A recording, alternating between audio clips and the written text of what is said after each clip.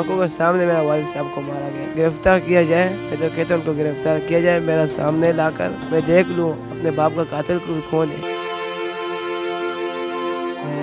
इंसाफ का मुतालबा करता गुलाम माड़ीपुर में जुमेरात के रोज सिलेंडर की दुकान पर मज़ाहमत पर डाकुओं की गोली का निशाना बनने वाले आबिद का बेटा है, जिसकी आंखों के सामने उसकी दुनिया उजाड़ दी गई। मुल्जिमान ने नकदी और मोबाइल फोन लूटने के बावजूद मजीद रकम के मुतालबे पर आबिद को गोली मारी। ये और नहीं है, वो और मांग रहे थे तो डराने के लिए जमीन फायरिंग किया। वो दूसरा आदमी तो जा वो भाग गया तो ये डर गया, इसने दूसरा फायरिंग किया, अबू किया। मकतूल आबिद माड़ीपुर का ही रिहायशी और 4 बच्चों का बाप था। अहले खाना गम से निढाल और आए रोज की वारदातों से गम गुस्से का शिकार हैं। पैसे मैं कहाँ से लाऊं?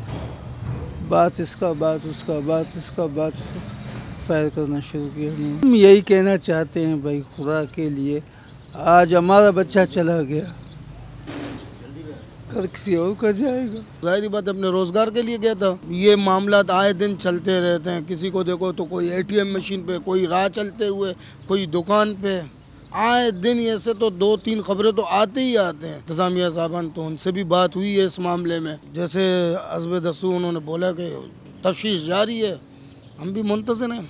वारदात के वक्त दुकान पर मौजूद दीगर भाई और मुलाजमीन वारदात में आबिद के कत्ल के बाइस खौफ का शिकार हैं, जबकि पुलिस मुकदमा दर्ज करने के बाद से ताहाल मुल्जिमान का सुराग लगाने में नाकाम है। कैमरामैन BK फकीरा के साथ आसिम खान, डॉन न्यूज़ कराची।